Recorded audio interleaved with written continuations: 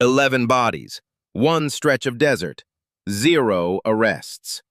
In this episode of Cold Case Files, we return to the American Southwest, to a desert burial ground that holds one of the most disturbing unsolved serial murder cases in modern history.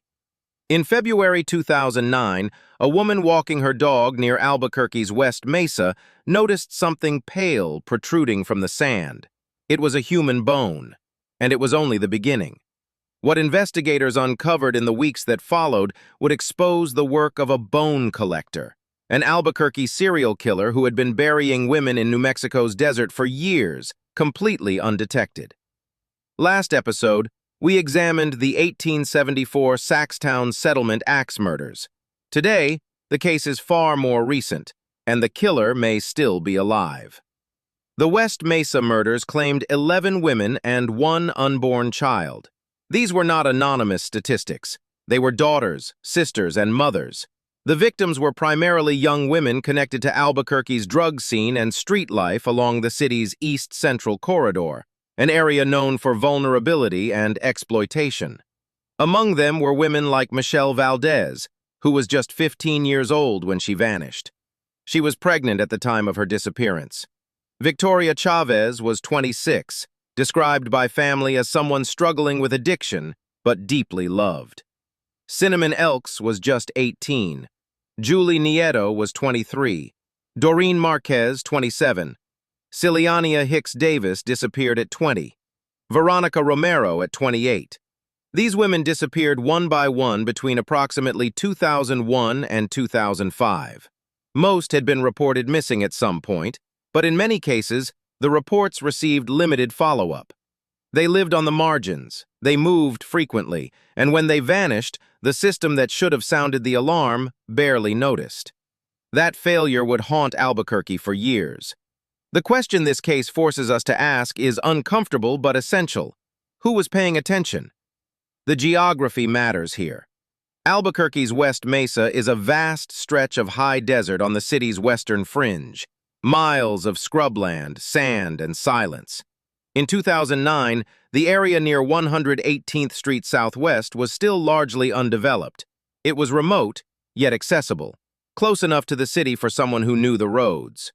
When that first bone surfaced in February 2009, police initially treated the site as a possible single burial. But as excavation expanded, the scope became horrifying. Remains kept appearing. Ultimately, investigators recovered the skeletal remains of 11 women and 1 fetus, all buried in a relatively concentrated area. The bodies had been there for years, exposed to the desert's punishing elements. Decomposition was extensive, making cause of death extremely difficult to determine in most cases. Some victims showed possible signs of trauma, but the desert had erased much of the forensic evidence that might have told investigators exactly how each woman died. Identification took months.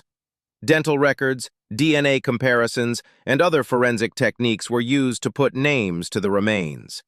One by one, identities were confirmed. All 11 women had connections to Albuquerque's street scene. All had disappeared during that 4-year window. The pattern was unmistakable. Someone had been hunting these women and disposing of them in the same desolate patch of desert. The investigation was massive, but immediately hampered by the passage of time.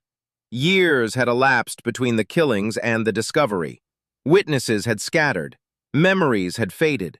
Physical evidence at the burial site was severely degraded. Albuquerque Police Department and the FBI formed a joint task force.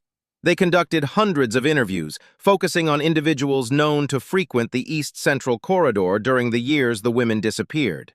Detectives scrutinized cell tower records, financial records, and any available forensic material from the burial site.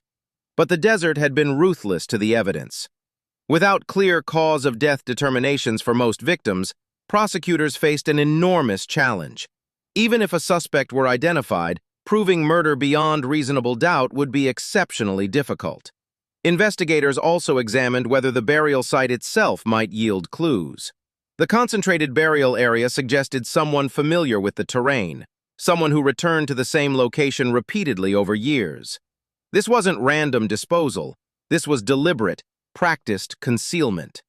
Despite the scale of the task force's work, no physical evidence has ever been publicly linked to a specific perpetrator. Investigators did develop persons of interest. The most prominent was a man who died in December 2006, killed by the boyfriend of a woman who had reportedly been attacked. This individual lived near the East Central Corridor and had a documented history of violence against women. According to published reports, investigators believed he warranted serious scrutiny. But his death meant he could never be questioned, charged, or tried. And critically, no forensic link between this individual and the West Mesa burial site has ever been publicly confirmed. The investigation could not conclusively determine whether he was responsible for some, all, or none of the murders. Other individuals were questioned over the years. Some were cleared.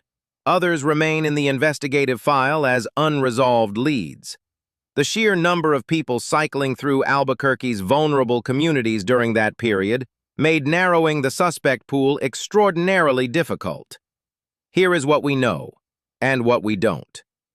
We know 11 women were killed and buried in a concentrated area of desert. We know they disappeared over roughly 4 years. We know their lifestyles made them vulnerable to predation.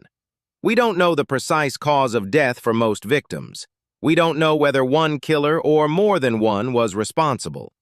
We don't know why the killings apparently stopped, whether the perpetrator died, was imprisoned for another crime, or simply moved on.